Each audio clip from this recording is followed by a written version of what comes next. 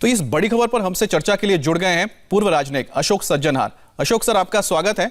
सबसे पहले तो एक चीज बता दीजिए कि जिस तरह से पाकिस्तानी मीडिया में कहा जा रहा है कि 27 में से 24 पॉइंट तो हमने मान लिए कर दिए, सिर्फ 3 बचे हुए, क्या उनके लिए वाकई में उपलब्धि है? नहीं, उपलब्धि कोई नहीं।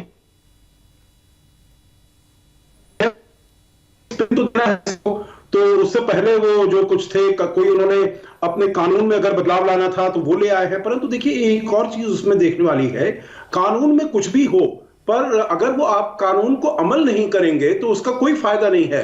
परंतु एफएटीएफ ये भी देखता है जो आपके कानून कैसे बने हैं। परंतु अब जैसे उन्होंने कहा है, जो ये 3 मुद्दों पर उन्होंने बिल्कुल कोई एक्शन नहीं लिया है, चाहे हाफिज सईद हो, चाहे मसूद अजहर हो, जो भी हो, जो यहां पर ये यूनाइटेड नेशंस ने डेजिग्नेट किए हैं इंटरनेशनल टेररिस्ट, उनके विरुद्ध उन्होंने कोई एक्शन नहीं लिया। आप जैसे अभी बता रहे थे, बिल्कुल ठीक आप बता रहे थे। उसके साथ साथ देखिए, हाफिज सईद के ऊपर अमेरिका ने $10 मिलियन का उन्होंने एक वो भी रखा, अवार्ड भी रखा है, जो इसको गिरफ्तार किया जाएगा, उसके विरुद्ध जो कार्रवाई की जाएगी उसको ये मिलेगा।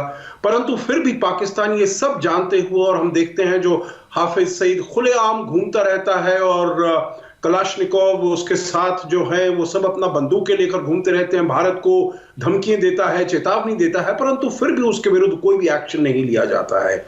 तो इसीलिए मुझे तो नहीं लगता है जो ये जून में भी जो मीटिंग होने वाली है एफएटीएफ में, उसमें तो कुछ कामयाबी मिले। सर, एक चीज बताइए कि एक ऐसा मुल्क जहां पर ओसामा बिन लादेन पकड़ा जाता है, वहां पर मारा जाता है, जहां पर हाफिज सईद है जो ऑलरेडी ब्लैक लिस्टेड है यूएन के चार्टर के हिसाब से भी, उसके अलावा जैश-ए मोहम्मद का सरगना वहां पर है, फिर ब्लैक लिस्ट क्यों नहीं करते इनको? नहीं, देखिए, ब्लैक लिस्ट के लिए आपको वहां पर उसका थोड़ा स्ट्रक्चर समझना पड़ेगा फाइनेंशियल एक्शन टास्क फोर्स का। देखिए, उसको 37 मेंबर्स हैं और 2 इंटरनेशनल ऑर्गेनाइजेशंस हैं, यूरोपियन यूनियन और गल्फ कोऑपरेशन काउंसिल। और उन्होंने जो अपना काम करने का रवैया बनाया है अमित, उसमें यह है जो अगर 3 देश उन 37 और प्लस 2 39 में से अगर 3 देश ये कहें जो इनको ब्लैक लिस्ट में नहीं रखा जाए, तो फिर वो ब्लैक लिस्ट नहीं हो सकते हैं। और अगर उनको ग्रे लिस्ट से निकलना है तो उनको 12 देशों की कम से कम वो चाहिए, सपोर्ट चाहिए, समर्थन चाहिए। तो इसमें आप समझ सकते हैं, चीन हमेशा से उनके पाकिस्तान के साथ रहा है, तुर्की भी हमने देखा है जो किस प्रकार के वहां से, चाहे वो एर्दोगान हो या और उनके विदेश मंत्री हो, कैसे वहां से बयान आते हैं पाकिस्तान के हित में, भारत के विरुद्ध, कश्मीर के उसमें।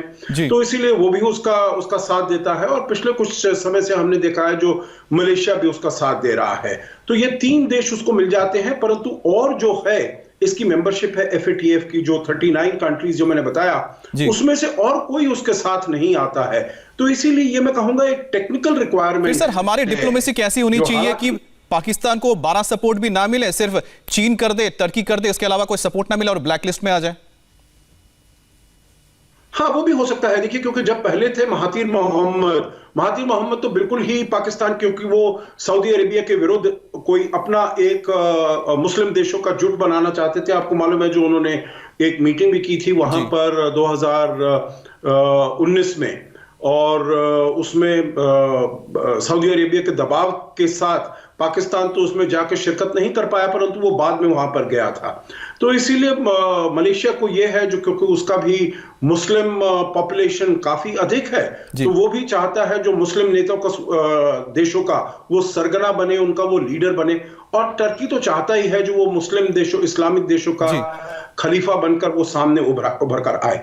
तो इसीलिए ये प्रयास तो यकीनन जारी रहेगा, परंतु फिर और सर, हम उम्मीद करते हैं कि भारत अपने इस प्रयास में कामयाब हो, क्योंकि सच्चाई तो पूरी दुनिया देख ही रहेगी पाकिस्तान में किस तरह से आतंकवाद को बढ़ावा दिया जाता है। और सोचिए, जहां पर डैनियल पर जिसकी हत्या कर दी गई तो उसके हत्यारे तक को छोड़ दिया जाता है, तो ऐसे देश पर कोई भरोसा कैसे कर सकता है, खासतौर पर टेररिज्म को लेकर। बहुत बहुत धन्यवाद सर आपका।